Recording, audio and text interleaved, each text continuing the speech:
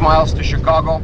We got a full tank of gas, half a pack of cigarettes. It's dark, and we're wearing sunglasses. Hit it.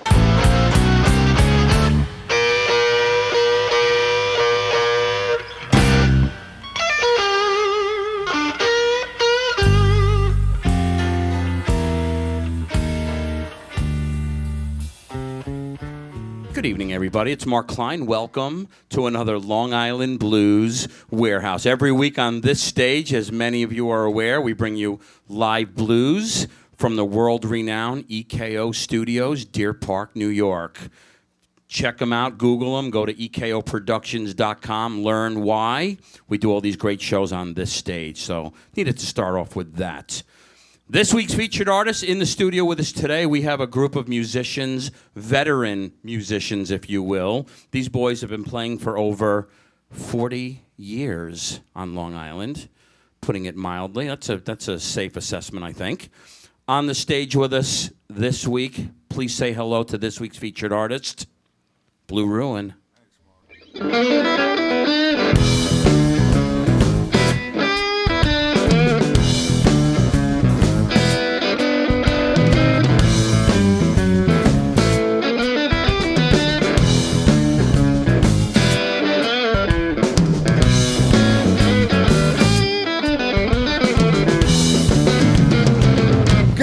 Say, got nothing to do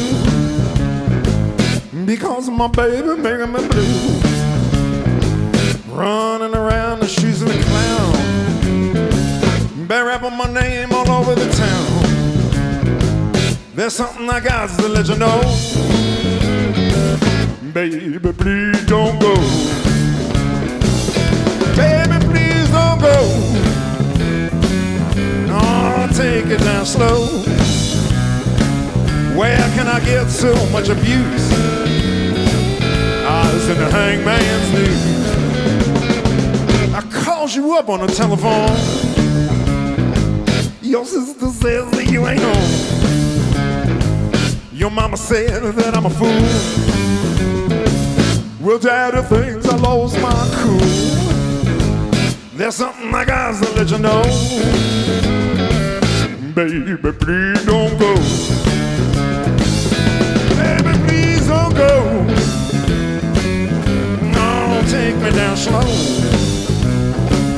Where can I get so much abuse? I was in the hangman's knees.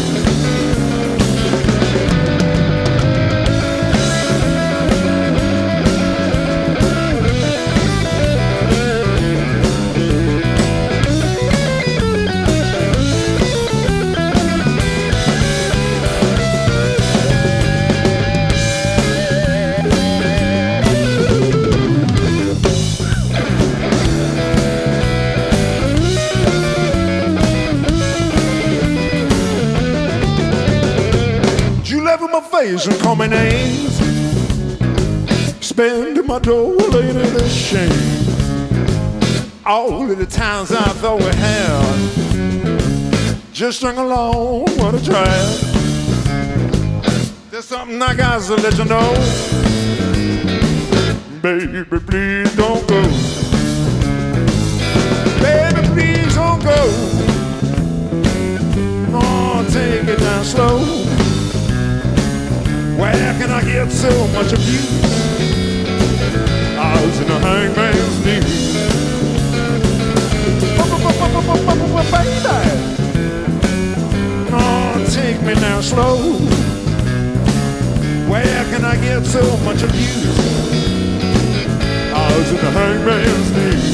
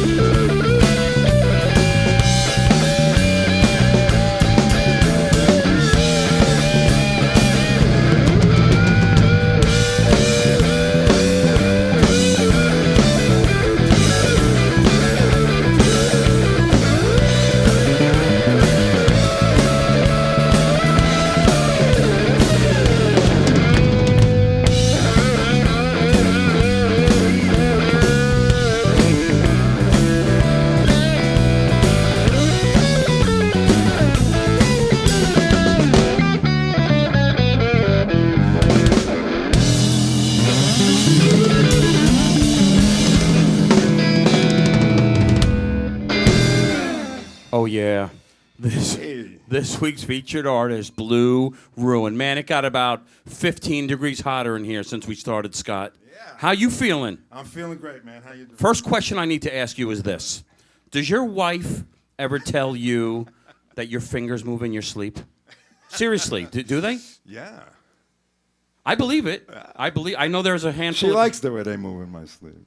Okay. I don't want to go near that, but what I do want to ask is this new guitar you're holding. Yeah, love it. Be careful with that, baby. Be careful, but we got to get a shot of this. You see what he did here? Yeah, that's many years of abuse. See that little divot there from wear and tear from the pick? That's the Jeff Beck riff. Is that going to happen to this guitar? It might. We got a few years to go on it, though. We got quite a ways to get to that. I mean, this is a brand new instrument for you that you're holding here. Yeah, it's a Fender guitar. It's called a Spalted Maple Telly, made in Indonesia, believe it or not. And it's a great guitar. I love it. It seduced me. It seduced me, man. They're going to endorse you after this little clip, I hope. So. Beautiful instrument, well played. Scott, we need to talk about some history with you. Let's talk about when you began. You've been playing guitar for well over 40 years, as I mentioned earlier. It's about 50 years, 49 years. Seriously? Yeah. You're looking good still, man. Yeah, hanging in. You got that Michael McDonald look going on from the Thank you Doobie so Brothers. much. I know love you that. appreciate that. Yeah. When you grow the beard, especially in the wintertime Wish I had sometimes. some of his money, but wish I could sing like that, man. The way you play, it blows my mind that guys like you three, aren't further along in your career with music as far as getting to that next level with the ability that you guys have. Well, we're hoping your show is just going to put us over. We're going to be big in Brazil, man. One can only hope. One can only hope. Let's talk about when you began, Scott. We're talking about 45, 48 years ago, whatever it was. Yeah. What was the influence? What made you decide at a young age? I was 11 years old, and I happened upon a Gibson hollow body tenor guitar. It's a 4-string guitar. And, started whacking away on that. Didn't know what I was doing. But, then the Beach Boys were happening, and the Motown sound, and surf music and Motown music, basically. And my sister, who is, I'm not allowed to say this, so just a few years older than me, had all the Presley stuff from the 50s, Jerry Lee Lewis, Gene Vincent and the Blue Caps. That's what was being played in the house I when was you were 5 years old when I was hearing that. being exposed to all that music. So, and then once the Beach Boys and the Beatles came along, but more I was hearing the Motown and Beach Boys, and that got me interested in the guitar, the surf sound, I think. Are you self-taught? Were you taking lessons at those age? I took like a couple of lessons from a couple different good teachers. They just said, there's no hope for you, and sent me on my way. So. And I wanted to be a rock and roller. I should have taken those lessons. You grew into the passion very early, though. Yeah. You stuck it out. You didn't play for a couple of weeks or a few months, put it down, come back later. Well, I was kidding around, but then once I realized that, the same old line, I can meet girls with it, I started getting practicing, so I get better, And that was good. But, one summer, I guess I started shedding, really seriously shedding and wood shedding and practicing. And then I heard Jimi Hendrix, and that was just it. It was over. That was the beginning of the end for you. Yeah. Great influence to have, my man. And you can hear that type of influence in you when you're playing. Yeah. And you've developed such a unique style of your own over the years. I'm working on it, still working on it. You're still young in your career. Yes. So I'm glad to hear that. Yes, we need good management, Mark. We'll talk about that a little bit later, maybe in the show. Let's keep it moving. Sure. I said we get into another tune. We'll come back and talk more with you and some of these other fine musicians. What are we doing next? Well, the first tune was called "Please Don't Go." We wrote that about 150 years ago for a bass player named Benny Sedano. Give or take a few months. And this next one is called "Style Over Substance," which was influenced by someone in the Army called Ollie North when he was in big trouble and came into the courtroom with all his medals. And Murray Kempton from Newsday wrote a great article, God bless his soul, called "Style Over Substance," and it influenced me in writing this tune. You good to go? Yeah. Long Island Blues Warehouse, we are going to keep it moving with this week's featured artist, Blue Ruin.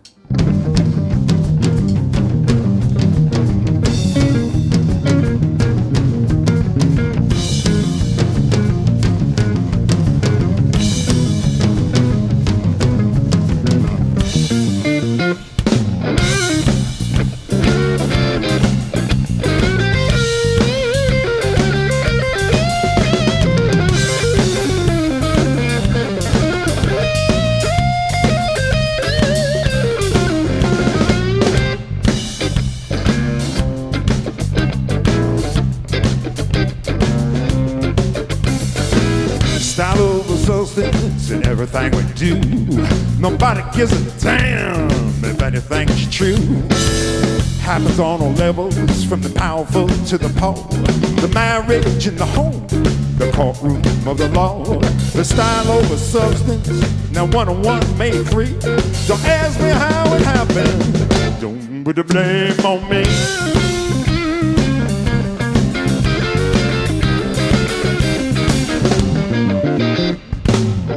Style over substance, a lot of money for the few.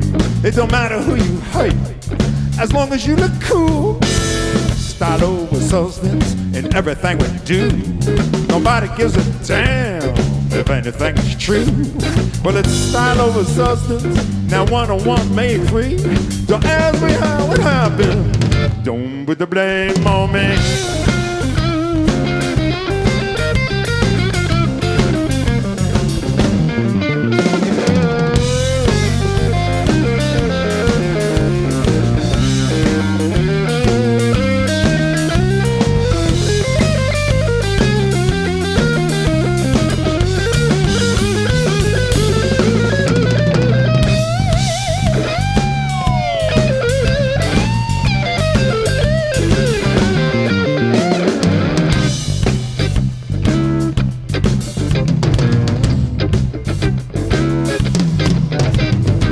Style over substance, it's gonna make things worse. Nobody has a common cause, nobody wants to work. When the world is lost to hope and things begin to rot, and maybe the only time we'll have a change in heart. Well, it's style over substance, now 1-on-1 made 3. Don't ask me how it happened, down with the blame on me.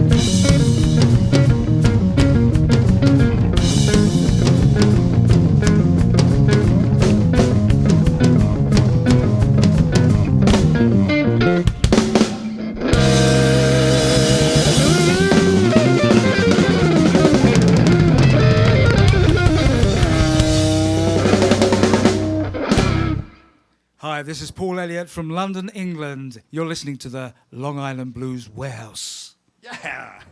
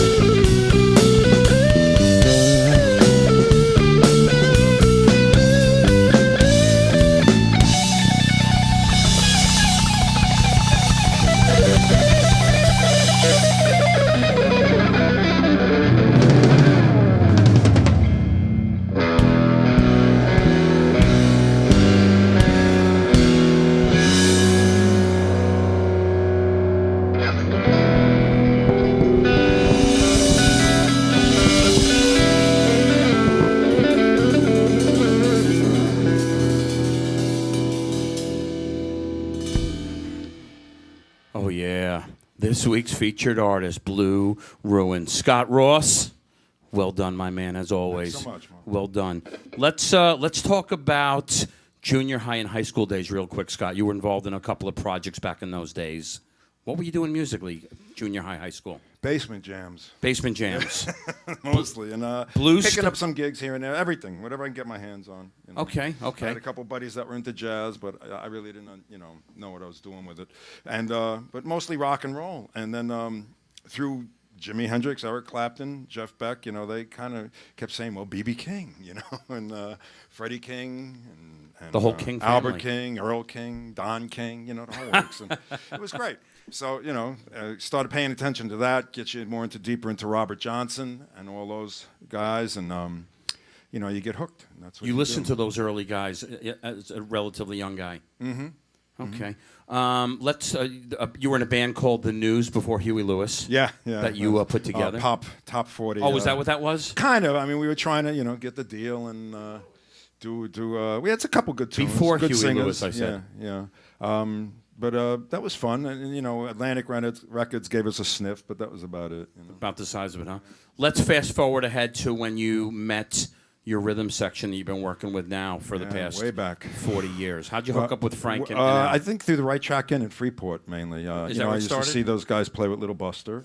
And just various projects and stuff. Al, I think I knew through a couple other bands. And, and The News, that's right.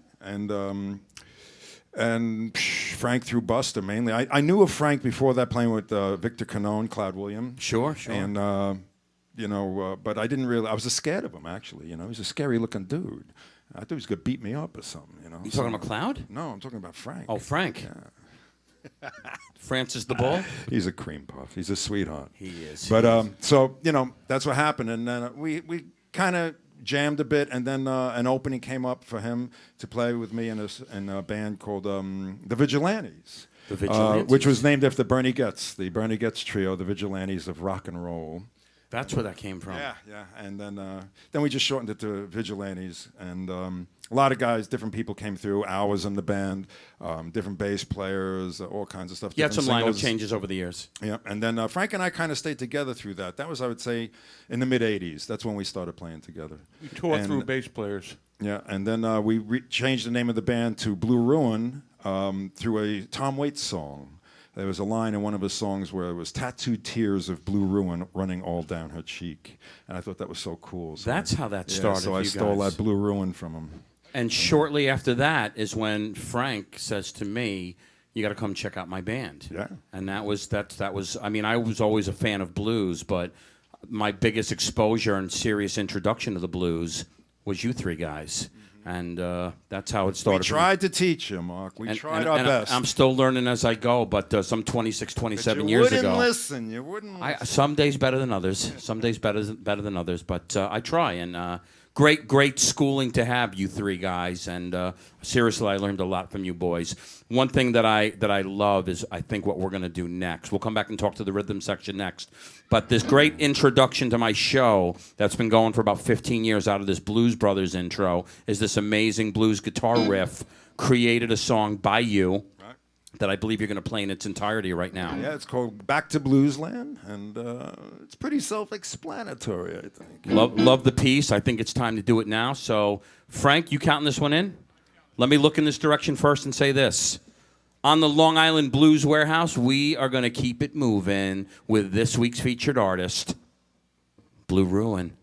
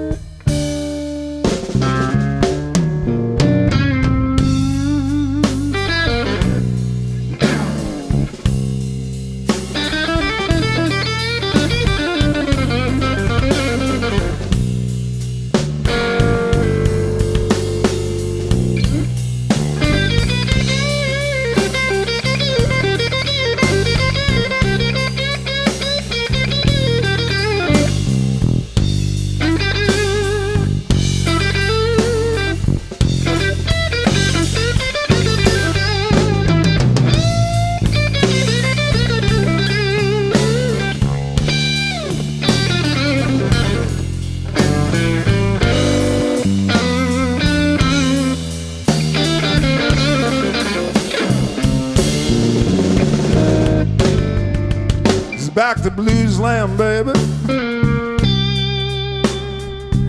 'cause I was so alone without you.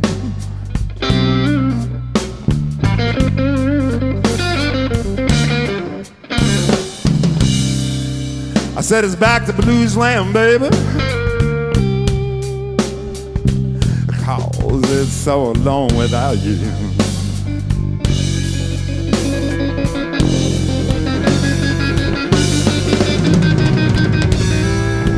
Though you be a red hot mama, the blues is all I get from you.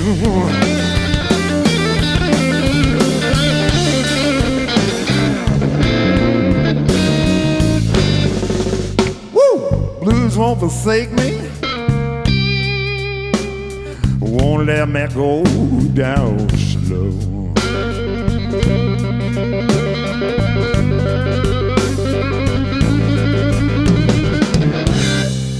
I said, please don't forsake me.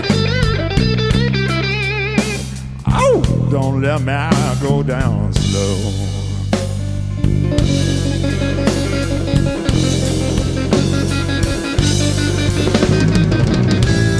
Blues will keep me warm at night.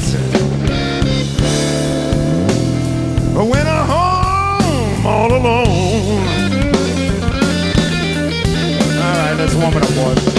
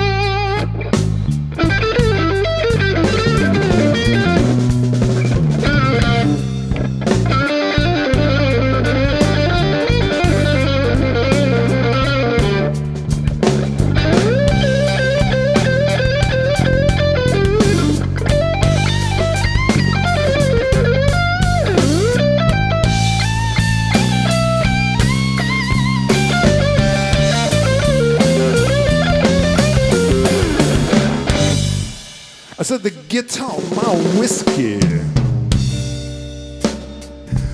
can be my woman too.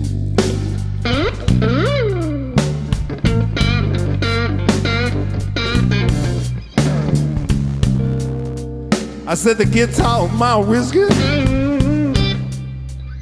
it can't be my woman too.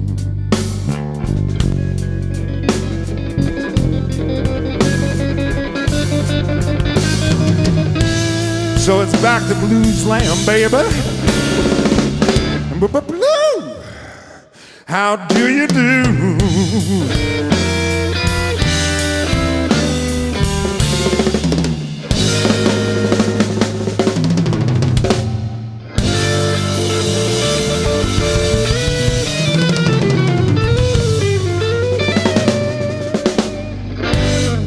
Oh, yeah. This week's featured artist, Blue Ruin. Nicely done as always, Scott. Let's talk about that song for a minute. You were good enough to let me borrow this song, as I mentioned earlier, but some 15 years ago. Yeah, I still haven't gotten paid. Great intro to this show. The check's in the mail, like Belgium. Shit, man. Like the contract for Belgium, the check's right behind it.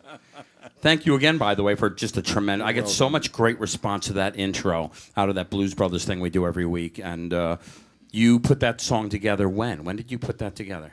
I would say in the... A little closer so people can hear you. Probably mid-'80s, early 80s. Okay. I think I did that recording. How did you come... Bolognese and Merrick. How did you come about? Bobby Cadway.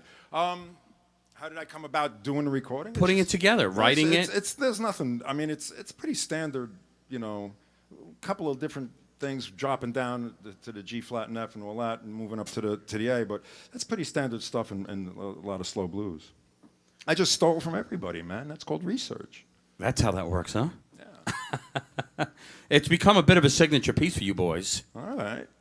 Especially since I play it Well, on yeah, the you show play every it. week. You know, it gets played more than any song on the show, right? I suppose it does. At least 30 seconds of it, right? Every the first 15 seconds. about a minute and 20 seconds or so every single week, and on the Friday mornings, twice a week actually. Wow. Because I do the WUSB Stony Brook thing as well, which I'm trying to get you to be a part of. Yes, I would love but to that's do an that. acoustic thing Yeah, for that. I You'll come in and do that acoustically? Yeah, sure. I'll bring the amp and then we'll hook up an acoustic guitar to it and I'll blast it and the kids will love it. Kids of all ages. Kids of all ages. Well done, Scott. Well done, as always. Let me grab on the bass, if I can, if we'll head on up to his mic. Mr. Al Levi. How are you, sir? Very good, sir. How are you? It's good to have you in here again, my man. Always my pleasure. You've been in here a few times with different projects, and it's always good to have you in here. You're starting to build some frequent flyer miles with me, which I always appreciate. Let's start with some history with you, if I can, Al. Let's talk about when you began holding down the bottom end as beautifully as you do. Did you start as a young guy yourself? Yeah, it was probably about right after I gave up playing drums. You started with the kit? Yeah, I started with the kid originally. I don't remember ever knowing that. Yeah, actually, I was actually schooled. I learned some of the rudiments. I think I worked from the Jim Chapin book as well. No kidding. Yeah, and then I picked a quieter instrument, which was the bass guitar. Okay. How old were you? By then, I was about 15 years old. You started a little late. Yeah. Okay. A little late. What made you decide that was a direction you wanted to head into, playing the bass? Actually, I had an epiphany. We're listening. We're listening. I had an epiphany. Okay. I was waiting to be seated at a place called Beefsteak Charlie's, which used to be way, way back in the past. I remember the place. And I hear a song come on the jukebox, and it is by the band War. Okay. The name of the song was called "The World Is a Ghetto." And the funny thing about that, it's not a really heavy-duty, type of rock and grooving thing, but the guy plays one note, and ever since they played that one note, I've been like swimming upstream trying to catch that note. What was the note? It was actually, I think he detuned the E string, the lowest string on the regular 4-string bass. Okay. He tuned it to a D, and that was it. In fact, the one part of the song is, "Did you know that it's true?" Boom. That was the note. When he hit that, the way he hit it, the sound he hit it, that was it. And then I was a bass guy. Was that a nice little audition for him vocally, by the way, to maybe jump in on some vocals occasionally? We're going to start working It might be an idea. It might be food for thought. If they ever go and get some microphones and wires, they can plug in. Food for thought. Food for thought. Let's fast forward a little bit, Al, to a project Scott Ross mentioned earlier that you and Al played for many years. Integral. You and Frank rather. Of course, Little Buster and the Soul Brothers. Oh yes. We're talking about a guy, just so people know, Little Buster was a guy that won amateur night at the Apollo in like 1962. He came up from North Carolina. He took first place. 25 years at the OBI. He's been playing in Long Island for about 40 years himself until we lost him, unfortunately, a few short years ago. That's true. How'd you hook up with Little Buster? Well, actually, I met him one night. I believe Willis was playing. I'm not sure if... Yeah, that's His original drummer? Original drummer was another Willis Taylor, amazing musician. They were all amazing musicians. My first time there, I was invited to just see the guy play, and then I ended up meeting Buster, and I dropped the name. Shouldn't have dropped the name. He invites me up to the bandstand, and he goes, "Brother Al, you come up and you play the first song in the second set." So he brings me up, and he asked me what song, to play. So I picked the only blues song that I knew was, by the Allman Brothers. I played Stormy Monday. So he says to the audience, "Brother Al's going to play Stormy Monday in the key of a G." Just so people know, by the way, that is the closest, seriously, the closest impression you'll get of Little Buster, what you just did. So people that don't know Little Buster, they're watching you do that. They're like, what the hell's he doing? That's the closest likeness you'll come to hearing Buster speak what you just did. Nicely done. Go on. Thank you. So I'm familiar with the Allman Brothers version, and all of a sudden Buster says, "Okay, start 1, 2, 1, 2, 3, 4," and then all of a sudden it was like jumping on a freight train going like 90 miles an hour, and then I see the other guy on the other side of the stage is this guy playing keyboards, Roast Beef Joe, and he's yelling at me, and he's flashing notes and things with his fingers. He goes, "G, A, B, blood." I was going, "What's going on?" And Buster finally says, That was a great roast beef joke. That was a great impression of him as well, mind you. Absolutely it was. So all of a sudden, Buster says, "Oh, I see what's happening." And then all of a sudden, he stops the band and he goes, 1, 2, 3, boom, boom, boom. And then there I am. And that was the beginning of the history with Little Buster. The beginning of the history. And the end of the train wreck. He was a tremendous, tremendous icon, tremendous contributor to blues, well known on the East Coast. He traveled around the world. You guys played in Japan and all over Europe with Buster over the years. It was incredible. You and Frank, of course, back there. Buster, he started in North Carolina himself as a young guy. You got to know him after he was up here. Yeah, I actually met him, I think it was... The Right Track In? Right Track In, 1978. It was 78 for you. Summer of 78. Summer 78. And so how soon after this first story you're sharing with us before you become an intricate portion, a part of his band? Well, little by little, I used to sit in more often. In fact, one of the things Buster used to exclaim was, "Brother Al, most improved bass player." And I started to pick up part-time gigs with him little by 1980, 81, and then the other bass player ended up leaving the group, and I got the full-time gig in 87. Okay, very nice, very nice. Just a tremendous, tremendous bass player, holding down the bottom end tremendously, as Thank always. you, Every project you touch does very well. You're always a great dynamic to every project you touch. We're going to, I think, do something that Little Buster played for many years in his set next, if I'm not mistaken. Let's get into the tune. We'll come back and talk to the fearless drummer shortly. What's the name of the piece, guys? Watching You, baby. Something little. It wasn't. Watching I You. always thought this was a Little Buster song. It is. This is a Little Buster. This is an original Buster's. Yes. Oh, we're doing the right song then. Oh, then I'm glad you guys are doing it. We cleared that up now? I think I'm on the same page Watching now. You is a Little Buster song. I'm a little slow, but I finally get it. And Do your homework, baby. I'm glad I'm on the same page. I say we do it. We'll come back and talk more with Mr. Frank ANSTISS on the drum kit. Long Island Blues Warehouse, let's keep it moving with Blue Ruin.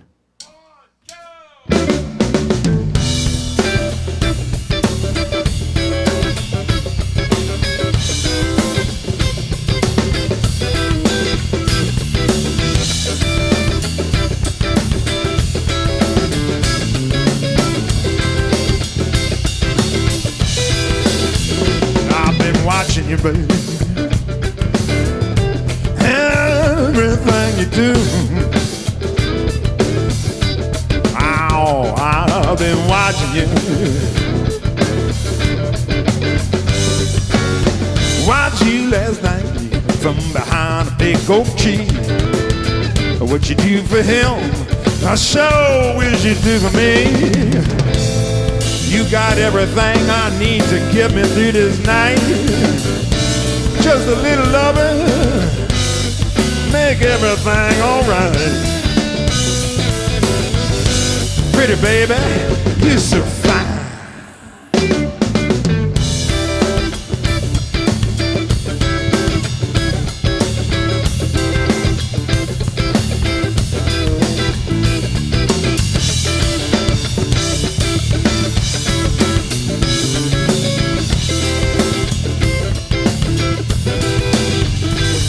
I've been watching you, baby. I see everything you do. Wow, I've been watching you. You a married woman. Well, hell, you know I'm married too. I should be back at home. Lord, I'm out here watching you. You got everything I need to get me through this night. Just a little love, make everything alright. Pretty baby, she's so fine.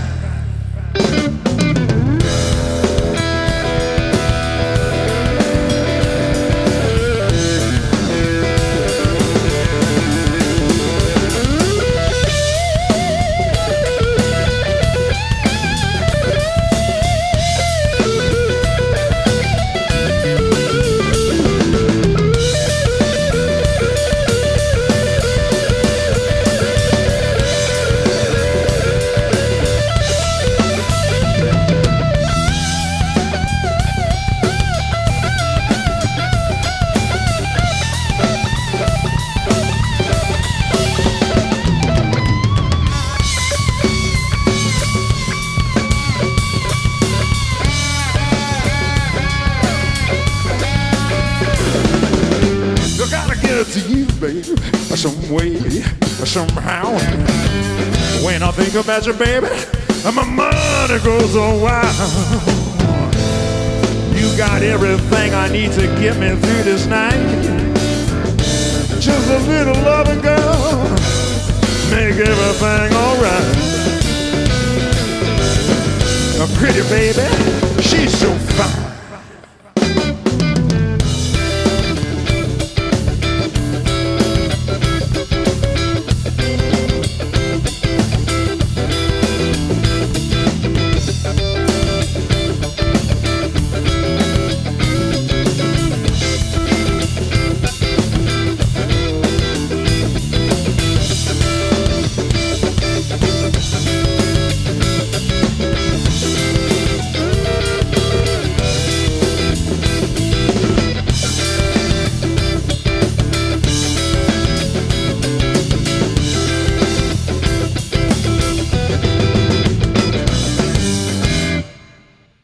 Watching you, baby.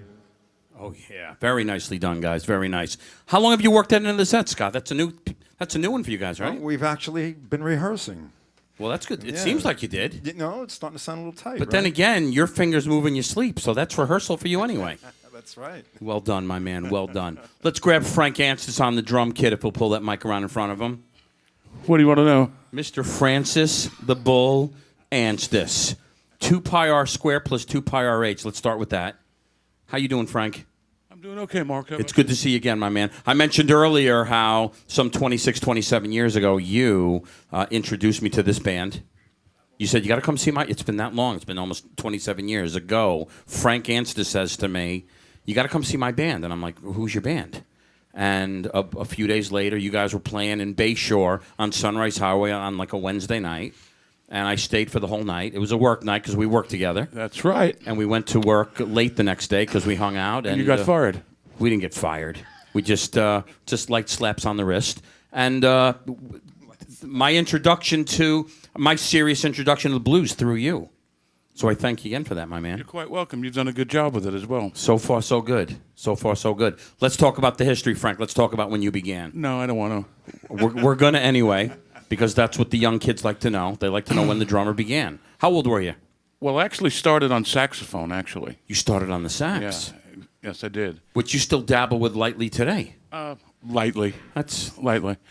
But I grew up in a musical family. My mom was a blues singer. My dad was a real heavy jazz listener.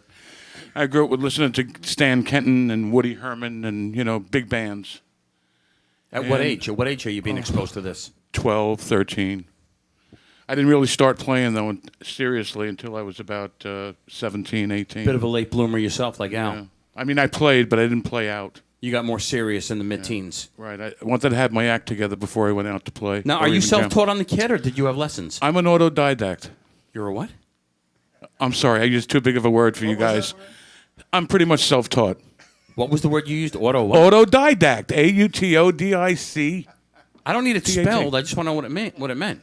Scott didn't know either, so I'm not the only These dummy guys- on these this. It was guys- auto. I knew something was auto. These He was guys driving lack somewhere. these guys lack a lot of general knowledge, Besides being backing them up on the That's why music, we play music, I have to Frank. keep them up, up on their diction. We appreciate No, that. but I studied. I went to music school for a year. Yeah, as a percussion major, and I studied theory, and I took a couple of private lessons. But basically, I pretty much molded my own style into what I am today, which is whatever. I don't know. All right, we're going to leave It that. works for me, baby. It works for all of us. Let's fast forward to junior high and high school days. Are you jamming in garage bands and things of this nature as well? Very little. I was just practicing, really, then. Just practicing and learning my rudiments. And I did a stint with drum corps for a while. That was it. I wasn't serious. I didn't really know where I was going with it yet. But when I heard Jimi Hendrix and Mitch Mitchell, that was pretty much the turning point for me. Okay. And then I got into it full swing. Full swing. When did the little Buster thing happen for you? That happened back in, that was like the mid-'70s. Actually, my wife was the one who introduced me to him. Well, actually, it was Roast Beef Joe. My wife was waitressing at a restaurant, and he used to come in, and she told Roast Beef Joe that my husband is a drummer.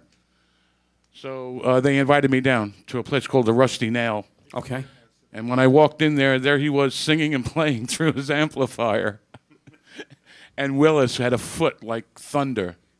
Had this little Japanese drum set, like one-ply mahogany.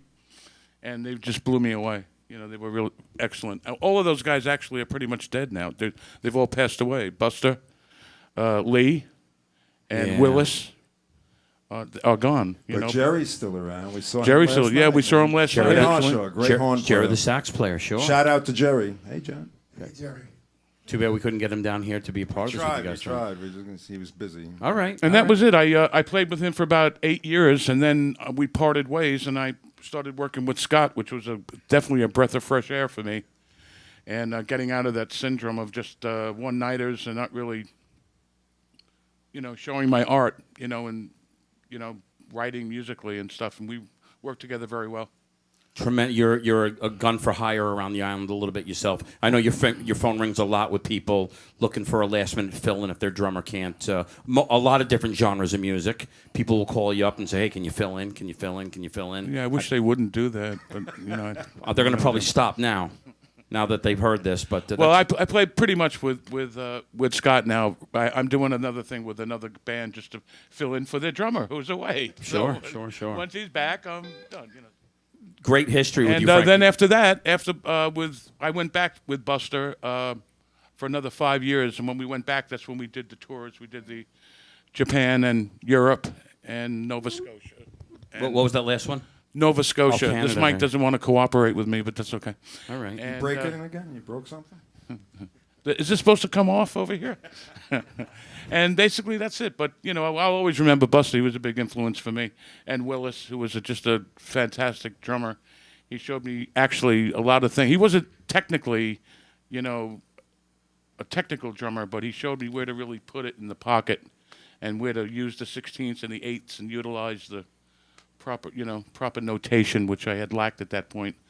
I was a little frantic, but put me in my place. He schooled you.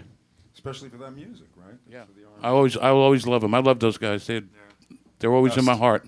Those guys loved you too, what I understand. So, just another great contributor to blues and music on the island. And I always appreciate what you do and what you're about. We appreciate what you do, Mark. You've done very well over the years, man. You've done a lot for Long Island and the blues, and I'm sure everyone appreciates. I know we do. Well, I appreciate that, guys. And I say we keep it moving. Scott, unfortunately, we only have time for 2 more. Oh, okay. So you know what that means. All right. Well, we'll do a little biographical ballad, but actually autobiographical for anybody who spends a little too much time in bars. I think that everybody will be able to relate to this. We call this the Lucky 13. You guys good to go? Yeah. Long Island Blues Warehouse. We're going to keep it moving with Scott Ross and Blue Ruin.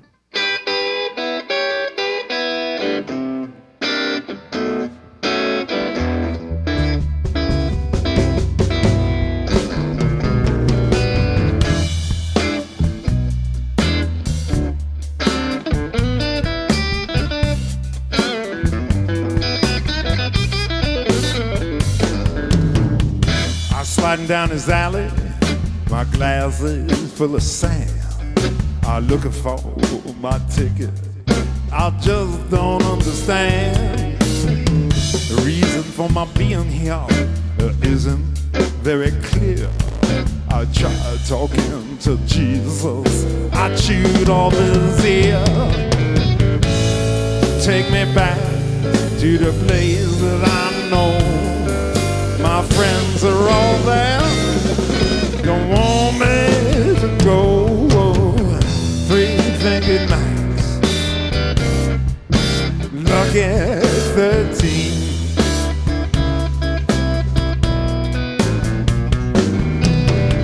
A little sip of whiskey, a pretty bottle of wine. I whisper in your ear, we'll snort a little line. You looking for trouble, man? Come to the right place. Say the wrong thing, y'all. Someone mess up your face. Take me back to the place that I know. My friends are all there. Don't want me to go. 3-fingered nights, lucky 13.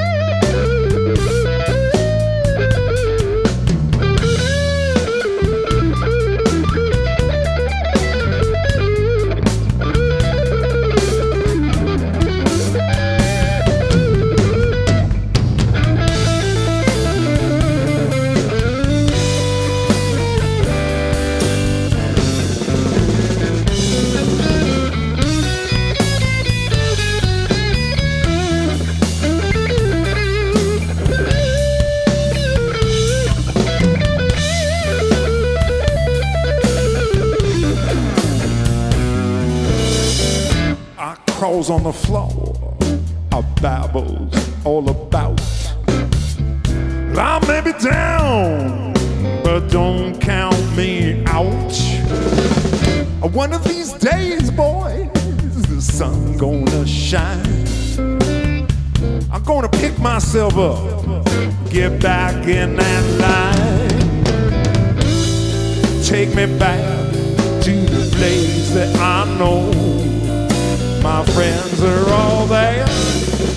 Don't want me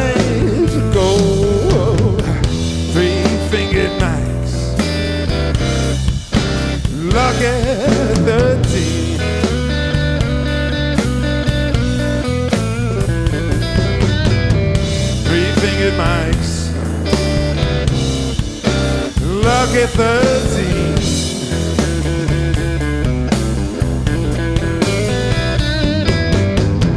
Three-finger Mike.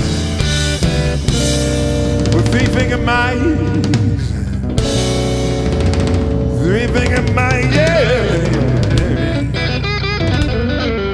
Three-finger Mike, lucky 13.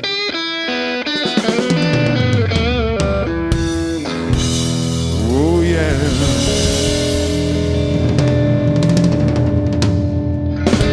Oh, yeah. Thank you. We got to thank back there on the drum kit, Mr. Frank ANSTISS. Frank, thank you so much. Frank, always appreciate Thanks it. for having us, Mark. We do Kick-ass job as appreciate always, it. my man. Appreciate it. Over there on the bass, let's thank Mr. Al Levi. Thank you so much, Al. Quite welcome. My privilege. Always good to have you in here. Look forward to seeing a lot more of you with these boys in the future. Last but certainly not least, we got to thank Mr. Scott Ross, guitar and vocals. Thank you so much, Scott. Thanks a lot, Mark. I just want to say thank you so much for what you're doing for the island. It is a really good thing. It helps bands get out there, and that's good for the blues. And on the other side of the coin, you guys are tremendous, tremendous contributors to what the island has to offer in terms of live music. You're one of the early guys. There's so many bands that have come and gone over the years and have gone. You guys are still here doing it, and a tremendous, tremendous job. My biggest influence to the blues, you three guys right here, and I thank you so much for what you guys are about, so we appreciate it. For the Long Island Blues Warehouse, I'm Mark Klein at LIBlues.com. Always remember, go to EKOProductions.com and check out this fine studio, the official studio of the Blues Warehouse. We're going to say goodbye and do one more tune with this week's featured artist. Thank you so much. Yep. Scott Ross. Also, this is called The Eyes of Jade and a Heart of Stone. Let's do it. Blue Ruin.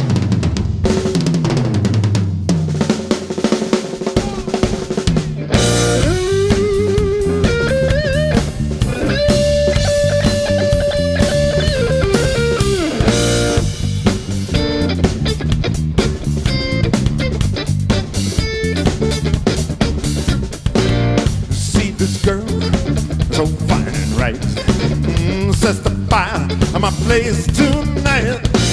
I give her love, she says the nice, but she can't make no sacrifice. She hides behind her wailing wall. You try to climb, you're bound to fall. She got eyes of jade with a heart of stone. Lots of rum, but no one's home. She got eyes of jade with a heart of stone. Oh, baby, look at my tears burning deep in my soul.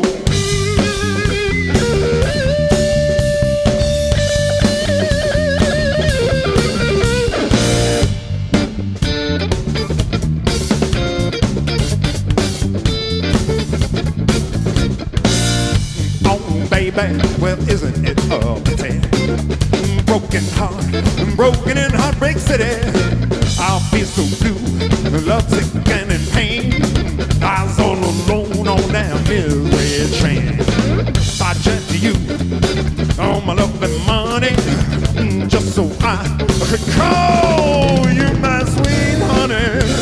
Got eyes of jade and a heart of stone. Lots of rum, but no one's home.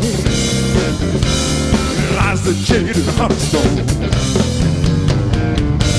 Oh, baby, look at my tears burning deep in my soul.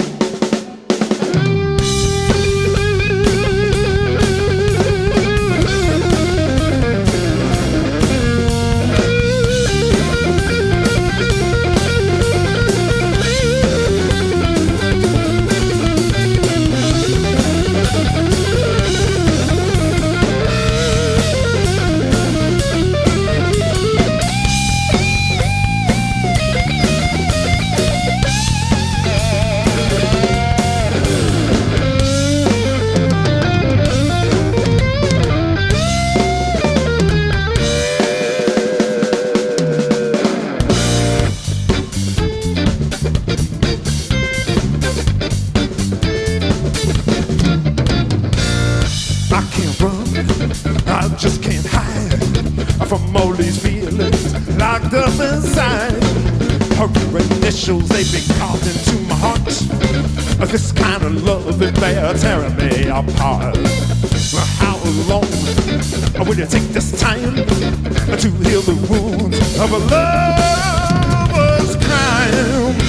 Got eyes of jade and heart of stone. Lights are on, but no one's home. Got eyes of jade and heart of stone. Lights are on, but no one's home. Eyes of jade and heart of stone. Eyes of jade and heart of stone. Eyes of jade and heart of stone.